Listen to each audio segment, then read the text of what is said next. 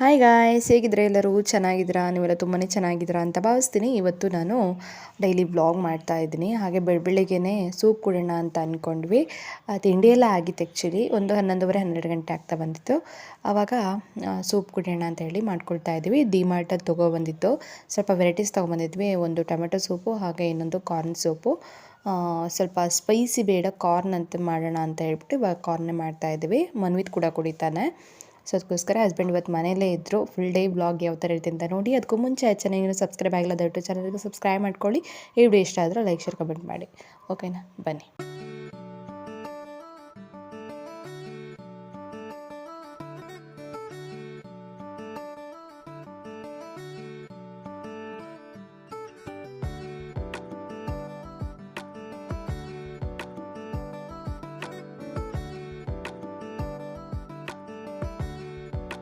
ಅದರಲ್ಲಿ ಕೊಟ್ಟಿದ್ದರು ಎಷ್ಟೆಷ್ಟು ನೀರಿಗೆ ಎಷ್ಟು ಹಾಕಬೇಕಂತ ಹೇಳಿ. 150 ml ನೀರಿಗೆ ಒಂದು ಪ್ಯಾಕೆಟ್ ಹಾಕ್ಬಿಟ್ಟು ಅದನ್ನು ಬಿಸಿನೀರಿಗೆ ಹಾಕಬೇಕು.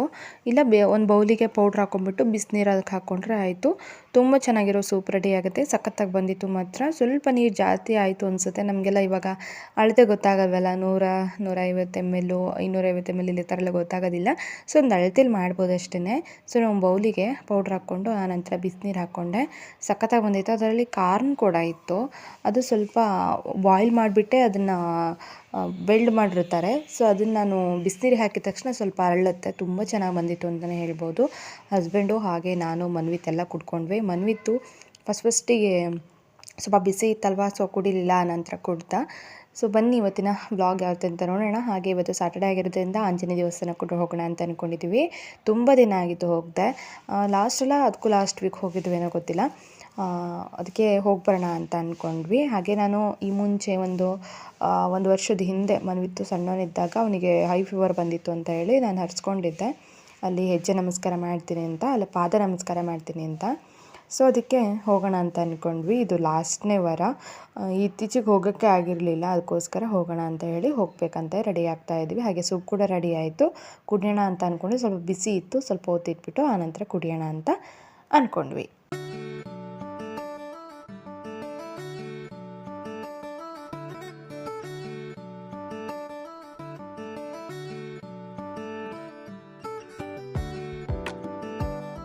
ಓಕೆ ಗೈಸ್, ನನ್ನ ಸಬ್ಸ್ಕ್ರೈಬರ್ ಒಬ್ಬರು ತುಂಬಾ ಕೇಳಿದರು ವೆಯ್ಟ್ ಗೇನ್ ಬಗ್ಗೆ ಹೇಳಿ ಅಂತ. ಬಟ್ ನನಗೆ ವೆಯ್ಟ್ ಗೇನ್ ಬಗ್ಗೆ ಪ್ರಾಪರಾಗಿ ಇದೇ ಥರ ಅಂತ ಹೇಳಿ ಇದ್ದಿದ್ರೆ ನಾನು ನಿಮ್ಮ ಜೊತೆ ಶೇರ್ ಮಾಡ್ಕೊಳ್ತಿದ್ದೆ. ತುಂಬ ದಿನದಿಂದ ಅವ್ರು ಕಮೆಂಟ್ ಆಗ್ತಾಯಿದ್ರು ವೆಯ್ಟ್ ಗೇನ್ ಬಗ್ಗೆ ತಿಳಿಸಿ ಅಂತ. ಬಟ್ ನನಗೆ ಅದ್ರ ಬಗ್ಗೆ ಒಂದೇ ಸಪ್ರೇಟಾಗಿ ಒಂದು ವಿಡಿಯೋ ಮಾಡಬೇಕು ಅಂತ ಹೇಳಿ ಇಷ್ಟು ದಿನ ಮಾಡಿರಲಿಲ್ಲ ಅಂತಲೇ ಹೇಳ್ಬೋದು. ಸೊ ಇವತ್ತು ಅದ್ರ ಬಗ್ಗೆ ಹೇಳ್ತೀನಿ ಸ್ವಲ್ಪನೇ. ಸೊ ನಾನು ಪ್ರಾಪರಾಗಿ ಇದೇ ಥರ ತೊಗೊಳ್ತೀನಿ ಅಂತ ಏನಿಲ್ಲ. ನಿಮಗೆಲ್ಲ ನಾನು ಹೇಳಿದ್ದೀನಿ ಮುಂಚೆ, ನನ್ನ ವ್ಲಾಗ್ನ ಫುಲ್ ಫಾಲೋ ಮಾಡೋರಿಗೆ ಗೊತ್ತಿರುತ್ತೆ ನಾನು ವೆಯ್ಟ್ ಗೇನ್ ಬಗ್ಗೆ ಎಷ್ಟೊಂದೆಲ್ಲ ತಲೆ ಕೆಡಿಸ್ಕೊಂಡಿದ್ದೆ ಅಂತ. ಸ್ವಲ್ಪ ದಪ್ಪ ಆದರೆ ಚೆನ್ನಾಗಿ ಕಾಣ್ತೀರಾ ಬಿಂದು ಅಂತ ಎಷ್ಟೋ ಜನ ಸಜೆಷನ್ ಮಾಡಿದ್ದಾರೆ.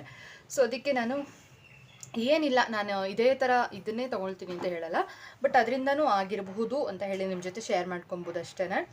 ಸೊ ವೆಯ್ಟ್ ಗೇನ್ ಅಂತ ಅಂದರೆ ಇವಾಗ ನಮ್ಮ ಬಾಡಿ ಯಾವ ಥರ ನಮಗೆ ಸಪೋರ್ಟ್ ಮಾಡುತ್ತೆ ಅದ್ರ ಮೇಲೆ ಡಿಪೆಂಡ್ ಆಗಿರುತ್ತೆ. ನಿಮಗೆ ಚಿಕ್ಕ ವಯಸ್ಸಿಂದನೇ ಇದೇ ಥರ ತಿಳುವಾಗಿ ಇದ್ದೀರಾ ಅಂತ ಅಂದರೆ ಸಡನ್ನಾಗಿ ದಪ್ಪ ಆಗೋಕ್ಕಾಗಲ್ಲ.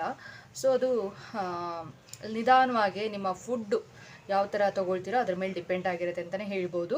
ಸೊ ನಾನು ಯಾವಾಗಲೂ ಇದೇ ಥರ ಇದ್ದಿದ್ದು, ಸಣ್ಣನೇ ಇದ್ದಿದ್ದು, ತುಂಬ ಅಂದರೆ ತುಂಬ ಸಣ್ಣ ಇದ್ದೆ. ಇವಾಗ ಸ್ವಲ್ಪ ಬೆಟರ್ ಅಂತ ಹೇಳ್ಬೋದು. ಒಂದು 6 ಮಂತಿಂದ ಸ್ವಲ್ಪ ಬೆಟರ್ ಅಂತ ಹೇಳ್ಬೋದು. ಒಂದು ಸ್ವಲ್ಪ ವೆಯ್ಟ್ ಗೇನ್ ಜಾಸ್ತಿ ಆಗ್ತದೆ, ತೂಕ ಜಾಸ್ತಿ ಆಗ್ತಿದೆ ಅಂತಲೇ ಹೇಳ್ಬೋದು. ಸೊ ಹಾಗೆ ದಪ್ಪ ಅಂತ ಅಂದರೆ ಸ್ಟ್ರೆಂತ್ ಕೂಡ ಮೇನ್ ಆಗಿರುತ್ತೆ. ಫುಲ್ ದಪ್ಪ ಬೇಕಂತಂದರೆ ದಪ್ಪ ಅಷ್ಟೇ ಆಗ್ತಾರೆ, ಸ್ಟ್ರೆಂತ್ ಇರೋದಿಲ್ಲ. ಮೇನಾಗಿ ಅದೇ, ತುಂಬ ದಪ್ಪ ಇರೋರು ಗುಂಡುಕ್ಕಿರೋರಿಗೆ ಸ್ಟ್ರೆಂತ್ ಇರೋದಿಲ್ಲ. ಸೊ ಅದೇ ಥರ ನಾನು ಸ್ವಲ್ಪ ದಪ್ಪ ಆಗಿದ್ದೀನಿ ಅಂತ ಅಂದರೆ ನನಗೆ ತುಂಬ ವೀಕ್ನೆಸ್ ಇದ್ದೀನಿ ಅಂತ ಅಲ್ಲ, ಸ್ಟ್ರಾಂಗ್ ಕೂಡ ಇದ್ದೀನಿ. ಹಾಗೆ ನಾನು ವೆಯ್ಟ್ ಗೇನ್ ಕೂಡ ಆಗಿದ್ದೀನಿ ಅಂತಲೇ ಹೇಳ್ಬೋದು. ತುಂಬ ವೀಕ್ ಆಗಿದೆ. ಮದುವೆಗೂ ಮುಂಚೆ ತುಂಬ ಅಂದರೆ ತುಂಬ ವೀಕ್ ಇದ್ದೆ ನಾನು, ಇರೋದೇ ಆ ಥರ ನಾನು. ಬಟ್ ಮದುವೆ ಆದಮೇಲೆ ಸ್ವಲ್ಪ ದಪ್ಪ ಆಗಿದ್ದ. ಆದಮೇಲೆ ದಪ್ಪ ಆಗಿ ಆಮೇಲೆ ಮನ್ವಿತ್ತು ಹುಟ್ಟಿದ ಮೇಲೆ ಇನ್ನೂ ಸಣ್ಣ ಆಗಿಬಿಟ್ಟೆ.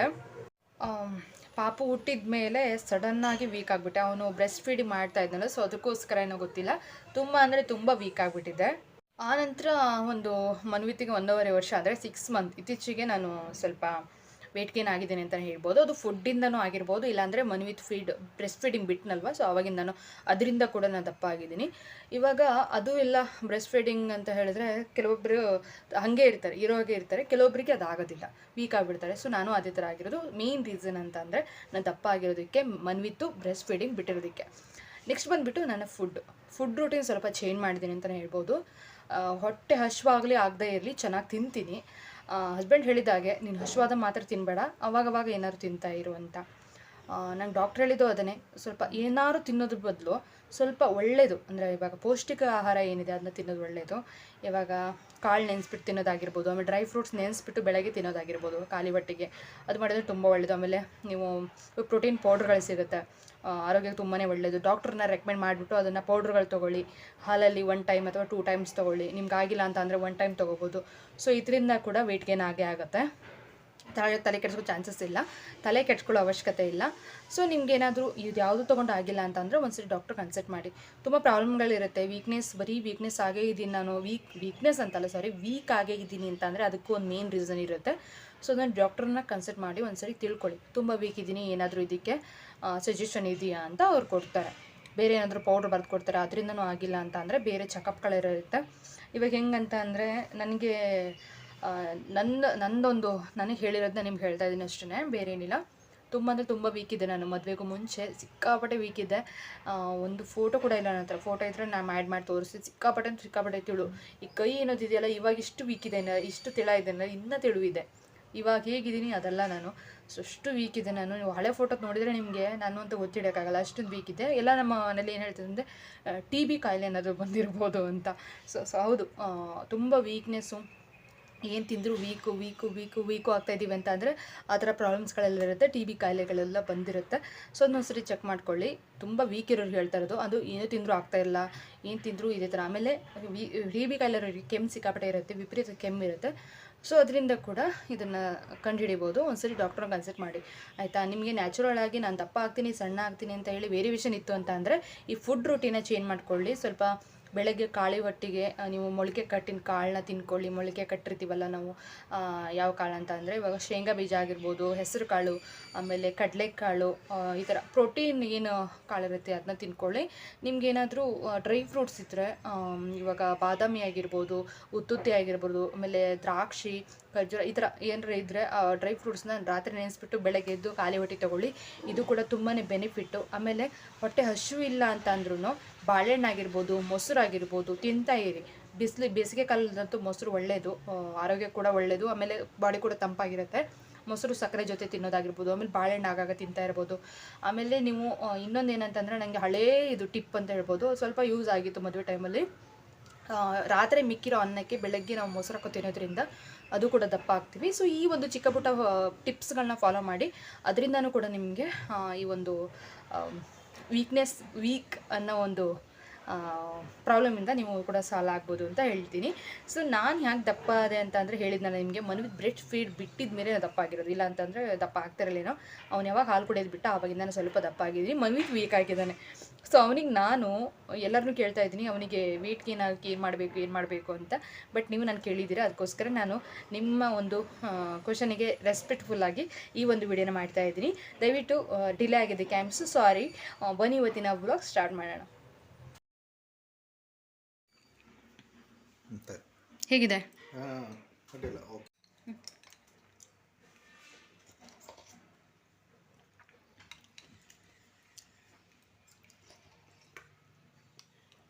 ಮುನುಗೆ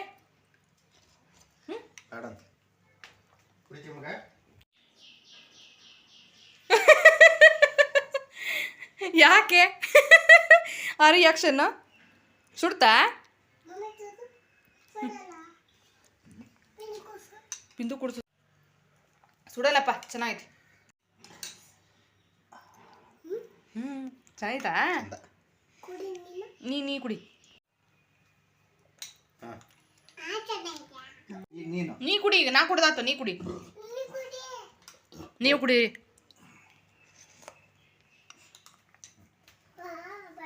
ಕುಡಿ ಮಗ್ನೆ, ಚೆನ್ನಾಗಿದೆ.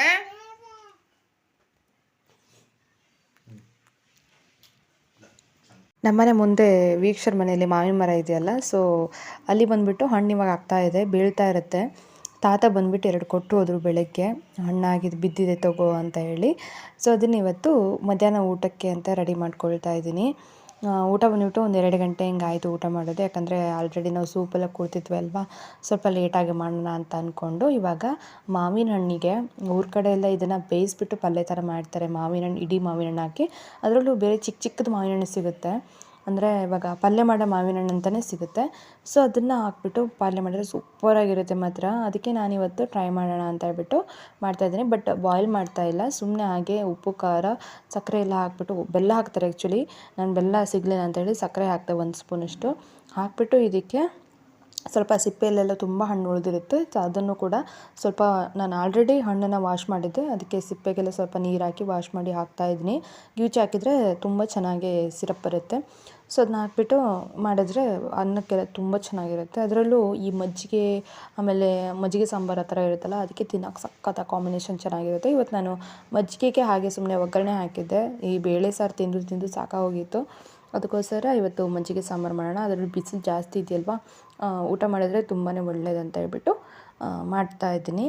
ಹಾಗೆ ಪಲ್ಯ ಕೂಡ ರೆಡಿ ಆಗ್ತಾಯಿದೆ. ಮನ್ವಿ ತಿನ್ನೋದಿಲ್ಲ, ಸೊ ಅವನಿಗೆ ಈ ಥರ ಗುಂಜಣ್ಣು ಇಷ್ಟ ಆಗೋದಿಲ್ಲ. ಸ್ವಲ್ಪ ಅವನಿಗೆ ಇವಾಗ ಬರುತ್ತಲ್ಲ, ಏನಾದ್ರು ಬಾದಾಮ್ ಹಣ್ಣು ಅದೆಲ್ಲ ಬರುತ್ತಲ್ಲ, ಸೊ ಅದೆಲ್ಲ ಇಷ್ಟ ಆಗುತ್ತೆ. ಲಾಸ್ಟ್ ಟೈಮೆಲ್ಲ ಅದೇ ತುಂಬ ಚೆನ್ನಾಗಿ ತಿಂದಿದ್ದ, ಬಟ್ ಇದು ಇಷ್ಟ ಆಗಲಿಲ್ಲ ಅವನಿಗೆ. ತಾತರ ಮನೇಲಂತೂ ಬೀಳ್ತಾ ಇರುತ್ತೆ, ಸೊ ಅವರು ಕೂಡ ಕೊಡ್ತಾರೆ. ನಾನು ಅವ್ರು ಯಾರೂ ಇಲ್ಲದಾಗ ಬಿದ್ದಿರುತ್ತಲ್ವ, ಸೊ ತೊಗೊಂಬರ್ತೀನಿ. ಚೆನ್ನಾಗಿರುತ್ತೆ, ಹಣ್ಣು ಕೂಡ ತುಂಬ ಚೆನ್ನಾಗಿತ್ತು. ಸೊ ಹಾಗೆ ಪಲ್ಯ ಎಲ್ಲ ರೆಡಿ ಮಾಡಾಯಿತು. ಹಾಗೆ ಮನ್ವಿತ್ ಅವ್ರ ಪಾಪ ಇಬ್ಬರು ಆಟಾಡ್ತಾಯಿದ್ರು. ಇದೇ ಥರ ಅವರು ಮನೇಲಿದ್ದರು ಅಂತ ಅಂದರೆ ಬರೀ ಕಿತ್ತಾಡೋದು. ಮನೇಲಿದ್ದರು ಅಂದರೆ ಬರೀ ಇದನ್ನೇ ಮಾಡೋದು ಇವರು ಇಬ್ಬರೂ. ಅವ್ನಿಗೆ 1 ನಿಮಿಷ ಆಡೋಕ್ಕೆ ಬಿಡೋಲ್ಲ ಇವರು, ಇವನು ಅಷ್ಟೇ, ಅವ್ರನ್ನ 1 ನಿಮಿಷ ಮಲಗೋಕ್ಕೆ ಬಿಡೋಲ್ಲ. ಸೊ ಆ ಥರ ಮಾಡ್ತಾಯಿರ್ತಾರೆ. ಅದು ಹೇಗೆ 2 ದಿನ ಕಳೆಯುತ್ತೆ ಅಂತಲೇ ಗೊತ್ತಾಗೋದಿಲ್ಲ ಇವರು ಮನೇಲಿದ್ದರೆ. ಸೊ ಆ ಥರ ಬೀಳುತ್ತೆ. ನನಗಂತೂ ಮನೆ ಕ್ಲೀನ್ ಮಾಡ್ಕೊಳ್ಳೋದಾಗಿರ್ಬೋದು, ಆಮೇಲೆ ಬಟ್ಟೆ ವಾಶ್ ಮಾಡೋದಾಗಿರ್ಬೋದು, ಅಡುಗೆ ಮಾಡೋದು, ಮಧ್ಯೆ ಎಲ್ಲ ಬ್ಲಾಗ್ ಮಾಡೋದಾಗಿರ್ಬೋದು, ಅದರಲ್ಲೇ ಬ್ಯುಸಿಯಾಗಿರ್ತೀನಿ. ಸೊ ನಂತರ ಊಟ ಎಲ್ಲ ಮಾಡ್ಕೊಂಡು ಸ್ವಲ್ಪ ಹೊತ್ತು ರೆಸ್ಟ್ ಮಾಡಿ, ಅನಂತರ ಸಂಜೆ ಒಂದು 7:15 ಹೀಗಾಗಿತ್ತು. ಸೊ ಅವಾಗ ದೇವಸ್ಥಾನಕ್ಕೆ ಹೋಗೋಣ ಅಂತ ಹೋಗ್ತಾಯಿದ್ವಿ. ಹೇಳಿದ್ನಲ್ಲ ನಿಮಗೆ, ಆಂಜನೇಯ ದೇವಸ್ಥಾನಕ್ಕೆ ಹೋಗ್ಬೇಕಂತ. ಸೊ ಹೋಗ್ತಾಯಿದ್ದೀವಿ ಇವಾಗ. ಈಗ ಆಲ್ರೆಡಿ ಬೇರೆ ದೇವಸ್ಥಾನ ಕೂಡ ಮಾಡ್ತಾಯಿದ್ದಾರೆ ಅದರ ಪಕ್ಕದಲ್ಲೇ. ಸಿಕ್ಕಾಪಟ್ಟೆ ಚೆನ್ನಾಗಾಗಿದೆ ಗುರು, ಎಷ್ಟು ಚೆನ್ನಾಗಿ ಮಾಡಿದ್ದಾರೆ ಅಂತ ಅಂದರೆ, ಹಂಚಿಂದು ಒಳಗಡೆ ಎಲ್ಲ ಫುಲ್ಲು ವುಡ್ ವರ್ಕ್ ಮಾಡಿದ್ದಾರೆ, ಸಿಕ್ಕಾಪಟ್ಟೆ ಚೆನ್ನಾಗಾಗಿದೆ. ದೇವಸ್ಥಾನ ಅಂತಂದ್ರೇ ನಮ್ಮ ಒಂದು ಸರೌಂಡಿಂಗಲ್ಲಿ ಒಳ್ಳೆ ದೇವಸ್ಥಾನ, ಚೆನ್ನಾಗಿರೋ ದೇವಸ್ಥಾನ ಅಂತ ಅಂದರೆ ಇದೇ ಆಗಿರೋದಂತ ಹೇಳ್ಬೋದು. ಅದರಲ್ಲೂ ಒಂಥರ ಮಂಗಳೂರು ಸ್ಟೈಲ್ ಕಟ್ಟಿದ್ದಾರೆ. ಎಲ್ಲ ಕಡೆನೂ ಡೋರ್ ಇಟ್ಟು, ಆಮೇಲೆ ಎಲ್ಲ ಹಂಚಿಂದು ಮಾಡಿದ್ದಾರೆ, ಸೂಪರಾಗಿದೆ. ನೆಕ್ಸ್ಟ್ ತೋರಿಸ್ತೀನಿ ನೋಡಿ, ತುಂಬ ಚೆನ್ನಾಗಿ ಮಾಡಿದ್ದಾರೆ. ಇವಾಗ ಫಸ್ಟ್ ಆ ದೇವಸ್ಥಾನದ ಏನಿದೆ, ಆ ಜಾಗ ಏನಿದೆ ದೇವಸ್ಥಾನ ಕಟ್ಟಿರೋದು, ಅಲ್ಲಿ ಓಲ್ಡ್ ದೇವಸ್ಥಾನ ಇತ್ತು. ಸೊ ಅದನ್ನು ತೆಗೆದುಬಿಟ್ಟು ನೆಕ್ಸ್ಟ್ ಈ ಕಡೆ ಒಂದು ತಗಡನ್ನು ಹಾಕಿಬಿಟ್ಟು, ತೆಗೆದು ಟೈಪ್ ಹಾಕಿಬಿಟ್ಟು ಅಲ್ಲಿ ದೇವ್ರನ್ನ ಕೂರಿಸ್ಬಿಟ್ಟು ಪೂಜೆ ಮಾಡ್ತಾಯಿದ್ರು. ಇವಾಗ ಆ ಹಳೆ ದೇವಸ್ಥಾನದ ಜಾಗದಲ್ಲಿ ಇವಾಗ ದೊಡ್ಡ ದೇವಸ್ಥಾನ ಕಟ್ಟಿದ್ದಾರೆ.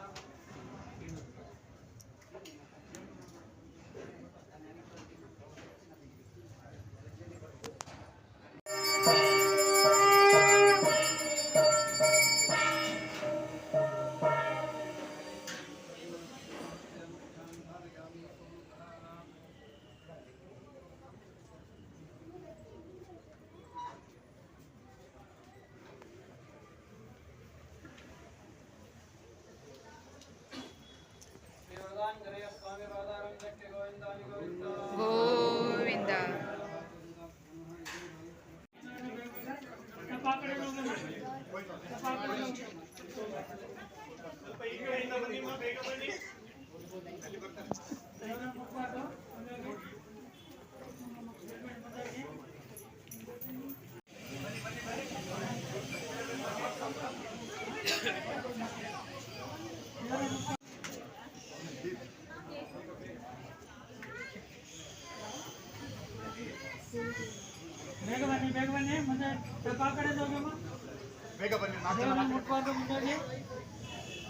ಬನ್ನಿ ಬನ್ನಿ ಬೇಗ ಬನ್ನಿ.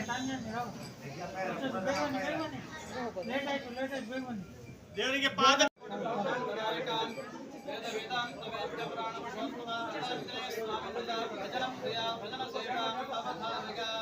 ವರದಾಂಜನೇಯ ಸ್ವಾಮಿಯ ಪಾದಾರವಿಂದಕ್ಕೆ ಗೋವಿಂದ ಗೋವಿಂದ.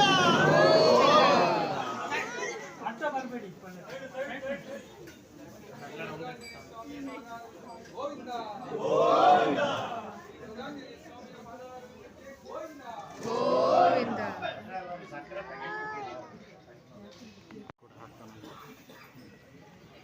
ನೋಡಿದ್ರೆ ಚೆನ್ನಾಗಿ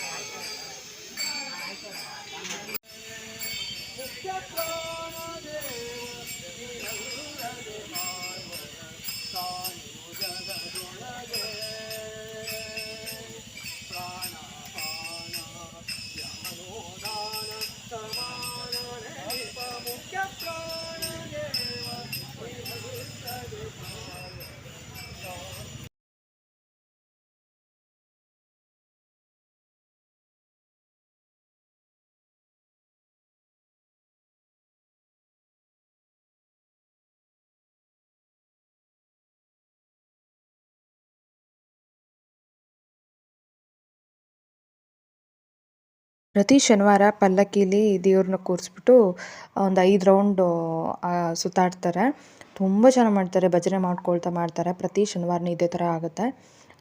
ಆಲ್ರೆಡಿ ಒಂದು 8 ಗಂಟೆಗೆ ಸ್ಟಾರ್ಟ್ ಆಗುತ್ತೆ, 9 ಗಂಟೆ ಮುಗಿಯುತ್ತೆ ಅಂತಲೇ ಹೇಳ್ಬೋದು. ಸೊ ಪಕ್ಕದಲ್ಲೇ ದೇವಸ್ಥಾನ ಆಗಿದೆಯಲ್ಲ, ಸೊ ಅದನ್ನು ಕೂಡ ತೋರಿಸ್ತೀನಿ, ನೋಡ್ಕೊಳ್ಳಿ. ಅಂದರೆ ನಾನು ಹೆಜ್ಜೆ ನಮಸ್ಕಾರ ಮಾಡ್ತಾಯಿದ್ದೀನಿ, ಅಲ್ಲಿ ನಿಮಗೆ ಕಾಣ್ಬೋದು ನೋಡಿ, ಮಾಡ್ತಾಯಿದ್ದೀನಿ. ಸೊ ಬನ್ನಿ, ನೆಕ್ಸ್ಟು ದೇವಸ್ಥಾನ ತೋರಿಸ್ತೀನಿ, ಅದನ್ನ ನೋಡ್ಕೊಳ್ಳಿ ಪೂರ್ತಿಯಾಗಿ ಯಾವ ಥರ ಇದೆ ಅಂತ ಹೇಳಿ. ಫುಲ್ಲು ದೇವಸ್ಥಾನ ಸುತ್ತ ಏನು ಮಾಡಿದ್ದಾರೆ ಅಂತ ಅಂದರೆ ಜೈ ಶ್ರೀರಾಮ್ ಅಂತ ಬರೆದಿದ್ದಾರೆ. ಶ್ರೀರಾಮ್ ಅಂತ ಬರೆದು ತುಂಬ ಚೆನ್ನಾಗಿ ಮಾಡಿದ್ರು. ಊಟಲ್ಲಿ ವಾಯ್ಸ್ ಓವರ್ ಏನು ಕೊಡೋದಿಲ್ಲ ನಾನು, ನೀವೇ ನೋಡ್ಕೊಳ್ಳಿ. ತುಂಬ ಚೆನ್ನಾಗಿದೆ ದೇವಸ್ಥಾನ. ಇಲ್ಲೇರಾದು ಅಂದರೆ JP ನಗರ್ ಸರೌಂಡಿಂಗ್ ಯಾರು ಇದ್ದರೆ ಇಲ್ಲಿ ಬಂದು ಹೋಗ್ಬೋದು. ಅದರದ್ದು ಓಪನಿಂಗ್ ಕೂಡ ಇದೆ. ಇದೇ ತಿಂಗಳಲ್ಲೇ ಓಪನಿಂಗ್ ಕೂಡ ಇದೆ. ರಾಮನವಮಿ ದಿನ ಪೂಜೆ ಎಲ್ಲ ಸಖತ ಮಾಡ್ತಾರಂತೆ. ಹನುಮ ಜಯಂತಿ ದಿನ ಇದು ಓಪನಿಂಗು, ಪ್ರತಿಷ್ಠಾಪನೆ ಕೂಡ ಇದೆ. ಸೊ ಅದನ್ನು ಕೂಡ ಅನೌನ್ಸ್ ಮಾಡಿದ್ರಲ್ಲಿ. ಸೊ ಬನ್ನಿ ತೋರಿಸ್ತೀನಿ ಇವಾಗ.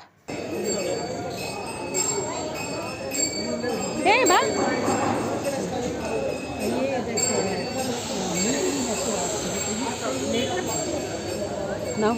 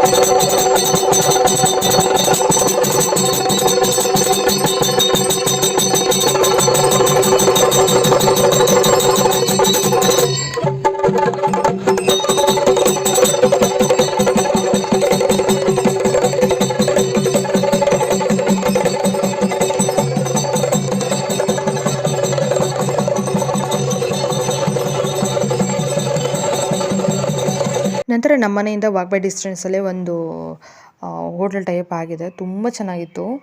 ಹೊಸ್ದಾಗಾಗಿದೆ. ಇದು ವರ್ಕ್ ಆಗುವಾಗಲೇ ನೋಡ್ತಾ ಇದ್ವಿ. ಏನು ಮಾಡ್ತಾ ಇರ್ಬೋದು ಇವ್ರು, ಏನು ಆಗ್ತಾ ಇರ್ಬೋದು ಅಂತ ನಾನು ಹಸ್ಬೆಂಡ್ ಮಾತಾಡ್ತಾ ಹೋಗ್ತಾರೆ ವಾಕಿಂಗ್ ಹೋಗುವಾಗೆಲ್ಲ. ಇದು ನಮ್ಮ ಹಸ್ಬೆಂಡ್ ಹೇಳಿರೋದು ಏನಾದ್ರು ನಾನ್ ವೆಜ್ ಹೋಟೆಲ್ ಆಗಿರ್ಬೋದು ತಗೋ, ಹಾಗೆ ಅದೇ ಆಗಿರುತ್ತೆ ಅಂತ ಹೇಳಿ. ಬಟ್ ಅದಲ್ಲ, ಚಾವಡಿ ಅಂತ ಹೇಳಿ ಇದು ವೆಜ್ ಹೋಟೆಲು. ತುಂಬ ಚೆನ್ನಾಗಿತ್ತು. ಎಲ್ಲ ಒಂದು ಐಟಮ್ ಅಂತಲೇ ಹೇಳ್ಬೋದು. ನಾವಿಲ್ಲಿ ಸ್ಟಾರ್ಟರು ಗೋಬಿ ಮತ್ತು ಫ್ರೈಡ್ ರೈಸ್ ತೊಗೊಂಡ್ವಿ. Veg fried rice, first veg fried rice ತೊಗೊಂಡ್ವಿ, ಆನಂತರ ಗೋಬಿ ತೊಗೊಂಡ್ವಿ. ಸಖತ್ತಾಗಿತ್ತು ಮಾತ್ರ. ಜಾಸ್ತಿ ಕೊಡ್ತಾರೆ, ಬಟ್ ಅಷ್ಟೇ ರೇಟ್ ಕೂಡ ಕಾಸ್ಟ್ಲಿ ಇತ್ತು. ಆದರೂ ವರ್ತ್ ಅನ್ನಿಸ್ತು, ಕೊಟ್ಟಿರೋದಕ್ಕೆ ತಿನ್ನೋದಕ್ಕೂ ವರ್ತ್ ಅನ್ನಿಸ್ತು.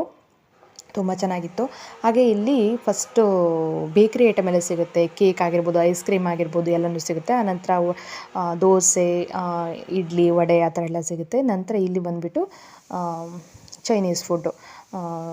ಚೈನೀಸ್ ಅಂತಂದರೆ ಇವಾಗ ನೂಡಲ್ಸ್ ಆಗಿರ್ಬೋದು, ಆಮೇಲೆ ಗೋಬಿ, ಫ್ರೈಡ್ ರೈಸ್ಗಳು, ಆಮೇಲೆ ಇನ್ನೂ ವೆರೈಟಿ ತುಂಬಾ ಇತ್ತು. ನಾವು ವೆಜ್ ಫ್ರೈಡ್ ರೈಸ್ ಒಂದು ತೊಗೊಂಡ್ವಿ ಫಸ್ಟು, ಆನಂತರ ಗೋಬಿ ತೊಗೊಂಡ್ವಿ. ಸ್ವಲ್ಪ ಸ್ಪೈಸಸ್ ಕಮ್ಮಿ ಅಂತ ಹೇಳಿದ್ದಕ್ಕೆ ಸ್ವಲ್ಪ ಲೇಟಾಗಿ ಕೊಟ್ಟರು. ಅಂದರೆ ಒಟ್ಟಿಗೆ ಮಾಡ್ತಾರಲ್ಲ ಎಲ್ಲರಿಗೂ, ಸ್ಪೈಸಿ ಕಮ್ಮಿ ಅಂತ ಹೇಳೋದಕ್ಕೆ ಅದು ಸಪ್ರೇಟಾಗಿ ಮಾಡಬೇಕು, ಅದಕ್ಕೋಸ್ಕರ ಸ್ವಲ್ಪ ಲೇಟಾಗಿ ಕೊಟ್ಟರು.